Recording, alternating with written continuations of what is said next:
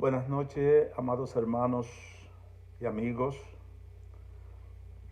Reciban saludo de su servidor, hermano Octavio, y de nuestro pastor, el reverendo Israel Medina, pastor de la Iglesia de Dios Pentecostal Movimiento Internacional, un nuevo comienzo en Longwood. En esta noche damos gracias al Señor porque nuevamente podemos comunicarnos con ustedes por estos medios para llevar a cabo nuestra clase bíblica que acostumbramos llevar en nuestro templo todos los miércoles de 7:30 a 9 de la noche.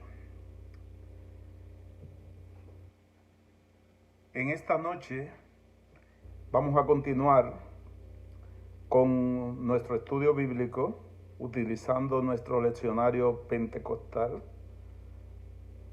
Hoy estaremos considerando la lección número 14 de nuestro leccionario bíblico.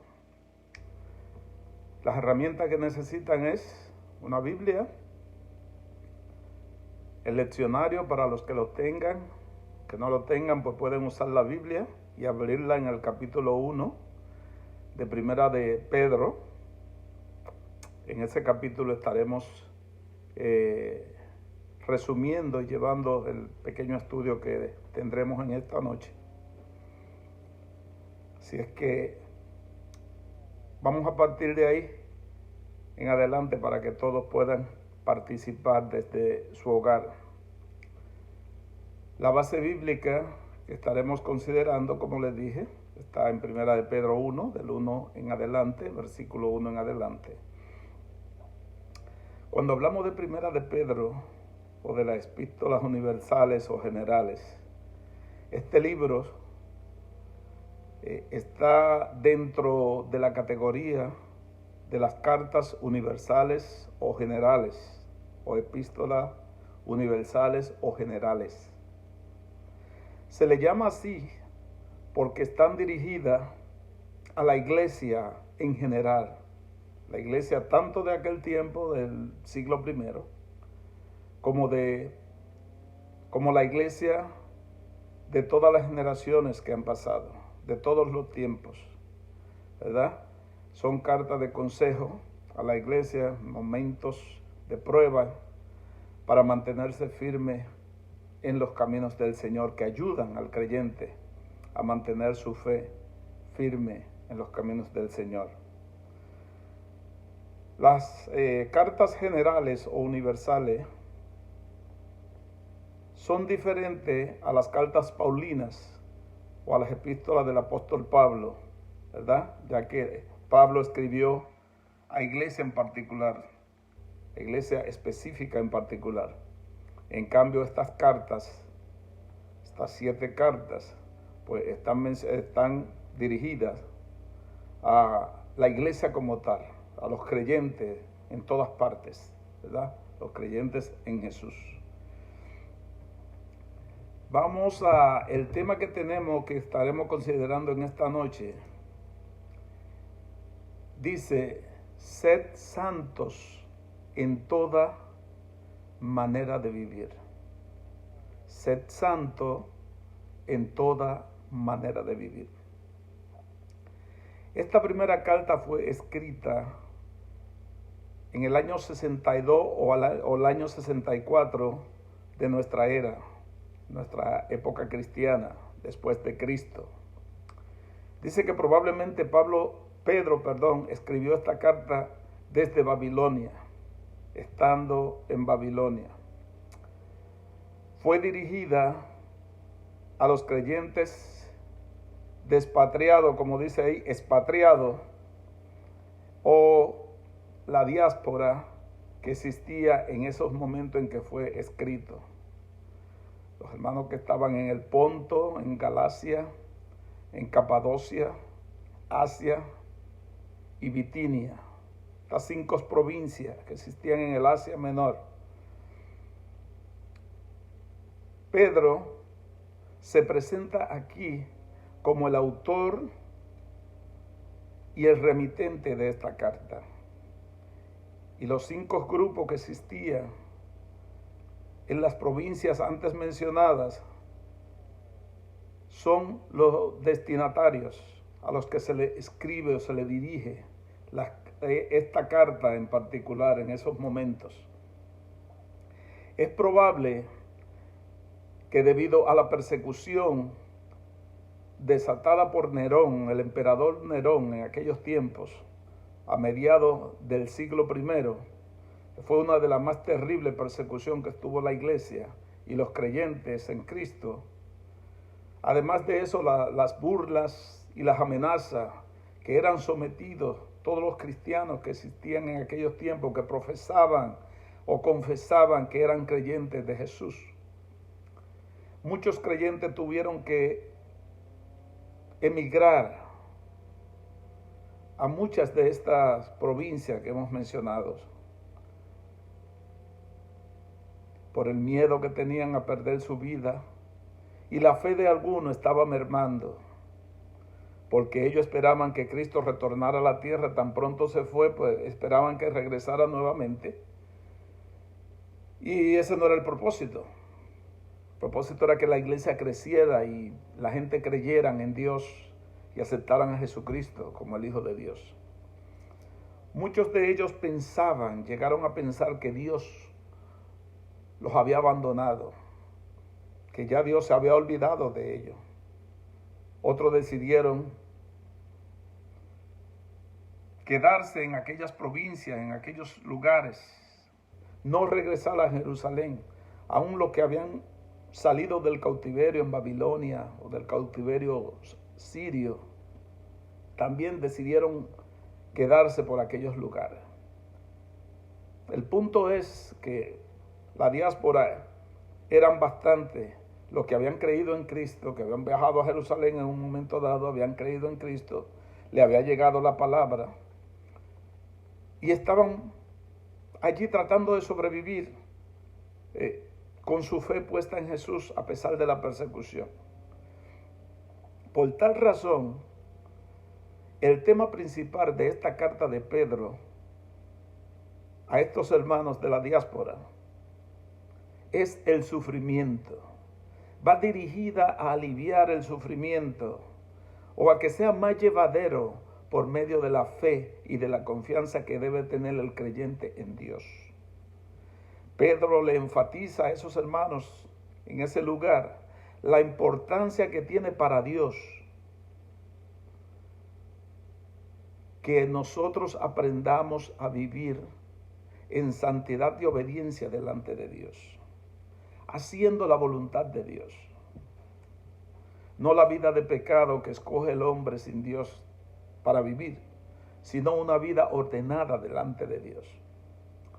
Y él le aconseja a estos hermanos que no desmayen en la fe que un día tuvieron en Cristo, en la fe que tuvieron en el momento en que creyeron que Cristo era el Hijo de Dios, sino que tratasen bien aún aquellos que los maltrataban, que trataran de amar aún aquellos que se convertían en sus enemigos, porque vale la pena sufrir por hacer el bien y no sufrir por hacer el mal. Porque si sufrimos aquí en la tierra por hacer el bien, la Biblia nos garantiza una recompensa en la presencia del Señor en el cielo. Pero si sufrimos por hacer el mal, vamos a sufrir el mal doblemente aquí en la tierra y aún cuando estemos en la eternidad. En los versos 1 y 2 del capítulo 1 de esta carta de Pedro, de esta primera carta de Pedro, Pedro se introduce ante los hermanos, hace una introducción para captar la atención de ellos. Aunque Pedro era un líder de la iglesia en ese tiempo y les reconocía, pero se introduce y enfatiza y dice: Pedro, apóstol de Jesucristo, y se dirige a los de la diáspora, de la dispersación, en aquellas regiones que estaban toda aquella gente, en aquellas comunidades.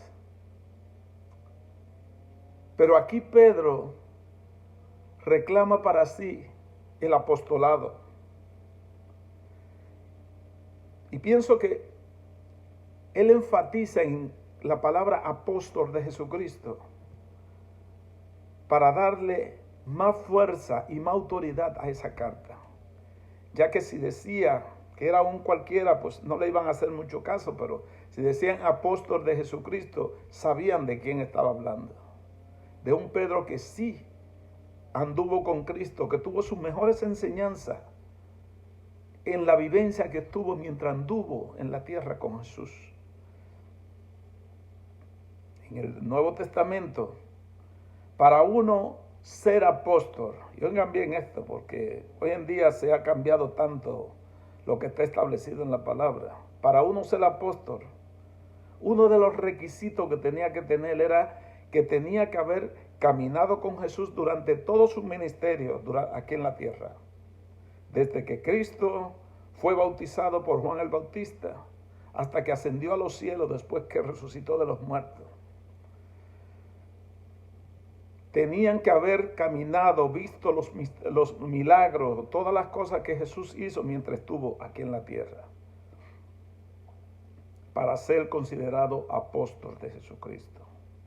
Por eso el apóstol Pablo tuvo mucho problema cuando se convirtió al Señor, que reclamaba la posición de apóstol, porque Dios mismo, Cristo mismo lo había llamado, lo había encomendado. Y él dice en 1 Corintios capítulo 15, versos 8 y 9, dice: yo como un abortivo fui el último de los apóstoles, porque recibí la visión de Cristo y tuve el encuentro con Cristo cuando iba camino a Damasco. Porque muchos no querían aceptarlo porque él no había caminado con Jesús. Pero sí, el llamado de Pablo fue un llamado muy especial, ya que ustedes saben que de perseguidor de la iglesia, Dios lo transformó y lo convirtió en un predicador o un pregonero del evangelio de Jesucristo. Si es que por eso Pedro enfatiza en que como apóstol de Jesucristo, y le dirige esta carta a estos hermanos. También Pedro se presenta como el ungido y escogido de Dios. Un título que nos parece bastante respetable. Ungido y escogido, o elegido y escogido de Dios, por Dios. Y todo aquel que acepta a Cristo como su Salvador y viene a perseverar, a formar parte de la iglesia del Señor, pasa a ser elegido y escogido de Dios. Dice que él le dice que fue santificado por medio del Espíritu Santo, para obedecer y ser rociado con la sangre de Cristo. Este es un proceso que pasa todo aquel que acepta a Cristo como su Salvador. La Biblia dice que somos lavados con la sangre de Cristo para remisión y perdón de pecado. O sea que podríamos reclamar nosotros también, podríamos sentarnos en esa silla de que fuimos elegidos y escogidos por Dios y santificados para vivir una vida agradable delante de Dios. De los versículos 3 al 9, Pedro sigue diciendo, pronuncia unas palabras maravillosas y dice: bendito el Dios y Padre de nuestro Señor Jesucristo, que según su grande misericordia nos hizo nacer para una esperanza viva por la resurrección de Jesucristo. Wow. Hace una confesión de Dios allí tremenda, delante de ellos. Bendice a Dios. Y no solamente que lo bendice, sino que da gracias. Hace una expresión de acción de gracias por el sacrificio de Cristo en la cruz del Calvario, mediante el cual el hombre puede ser regenerado y alcanzar el perdón de sus pecados. Es maravilloso. Sabemos que Pedro era un hombre del burgo, un pescador. Y este hombre Dios lo capacitó de una forma tremenda. Cuando vemos que él puede hablar de lo que es el amor de Dios, de lo que es la salvación, con esa profundidad que se presenta ante estos hermanos que estaban en dificultad por medio de la persecución. Pedro sigue diciendo, para fortalecer la fe de ellos, que Cristo, después que resucitó de los muertos, les dijo a sus discípulos, en una de esas muchas reuniones que tuvo con ellos, le dijo a sus discípulos que era necesario que se cumpliera todo lo que estaba escrito de él en la ley de Moisés y los profetas. En otras palabras, no se preocupen, porque todo lo que está escrito acerca de mí tiene que cumplirse, tiene que cumplirse. Y la semana pasada precisamente hablábamos, la Semana Santa, acerca de los sufrimientos de Cristo, que el profeta Isaías pudo profetizar 700 años antes de acontecer. Y todo detallado, como está en el capítulo 53, Cristo fue el único que cumplió con todo eso, o sea, que pasó por todo lo que dice ese capítulo específicamente. Por eso, pues, es necesario escudriñar la palabra, meditar en ella, para uno poder tener fe y confianza en Dios y en que Jesucristo es el Hijo de Dios. De los versículos 13 al 16, Pedro le hace un llamado a vivir en santidad a todos esos hermanos y nos hace un llamado a la iglesia a vivir en santidad, ya que ese era el objetivo principal de esta carta: hacer un alto y santificarse a Dios, confiar en Dios, fortalecer su fe y permanecer firme en la esperanza que había nacido en sus corazones cuando conocieron a Cristo. Y el apóstol le exhorta a esos creyentes y nos exhorta a nosotros hoy día a ser sobrio y ser entendido y saber esperar con paciencia la manifestación de Dios, aquel día glorioso cuando el Señor venga a buscar su iglesia. Tenemos que ser entendidos, porque esa gracia de Dios que ya ha empezado en nosotros, en lo que hemos aceptado a Cristo, se manifestará en su esplendor y en su totalidad cuando estemos morando en la presencia del Señor para siempre. Cuando Jesucristo sea manifestado en todo su esplendor para presentar la iglesia ante la presencia de Dios. Pedro sigue exhortándoles y les dice que tenemos que siempre vivir como hijos obedientes a sus padres. Hay que alejarse de los deseos pecaminosos de la carne, porque estas eran las cosas que se hacían cuando vivíamos sin Dios y sin esperanza, en medio de la ignorancia, del desconocimiento de la existencia de Dios, como viven los que no conocen, los que no han aceptado a Dios, como a Cristo como su Salvador.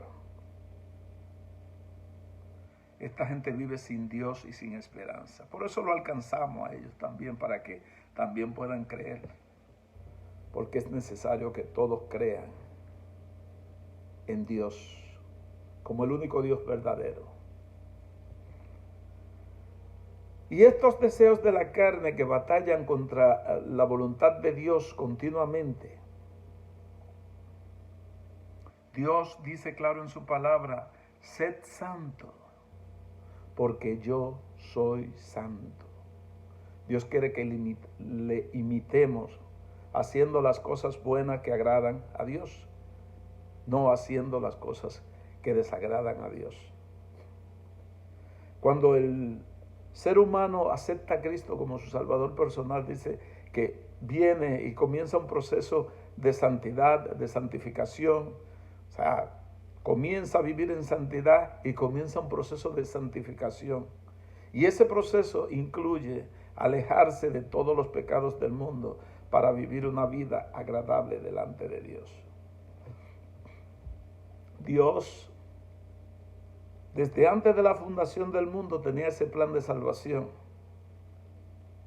Y sabía que era necesario que el Verbo de Dios se encarnaría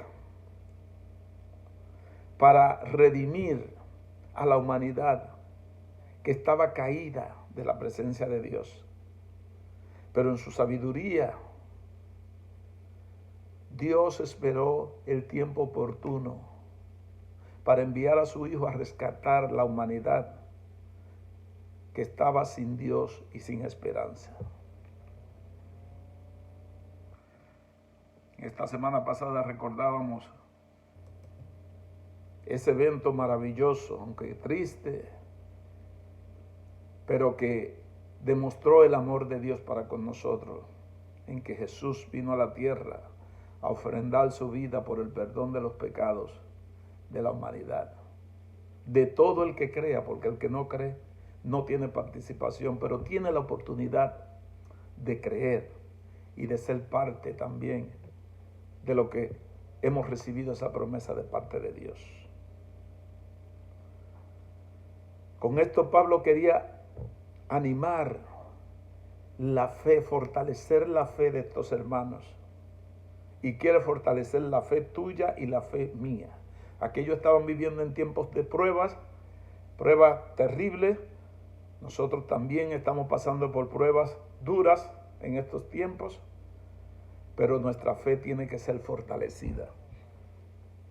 Hay 3 virtudes que el creyente debe de anhelar con todo su corazón, tener siempre en su vida.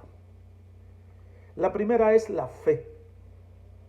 Tenemos que luchar por fortalecer nuestra fe, alimentar nuestra fe, hacer las cosas que agradan a Dios para que nuestra fe crezca, para que cada día nuestra confianza y nuestra fe en el Señor sea más fuerte. La segunda es la esperanza. Esa esperanza que Cristo nos dio de que donde Él está, nosotros también vamos a estar un día morando eternamente con Él. De las cosas lindas que Dios fue a preparar para nosotros. De todas las promesas que Dios nos ha dado, simplemente para aquellos que hemos creído en las promesas del Señor. Y la tercera es el amor. Por amor, Cristo vino a la tierra y dio su vida para salvarnos. El amor de Dios fue tan maravilloso que permitió que Cristo viniera a la tierra. Por amor, la humanidad no ha sido destruida, porque Dios tiene misericordia y amor para su creación, para sus hijos creados, dando oportunidad a que el hombre reconozca su mal camino y se vuelva a Dios, el cual tendrá de él misericordia. Pero en 1 Corintios capítulo 13, versículo 13, dice que estos 3 son importantes, pero el mayor de todo es el amor. Tenemos que orar a Dios para que nuestro corazón sea lleno de amor. El primer mandamiento, Dios nos dijo que hay que amar a Dios sobre todas las cosas. Hay que tener a Dios en el primer lugar de nuestras vidas.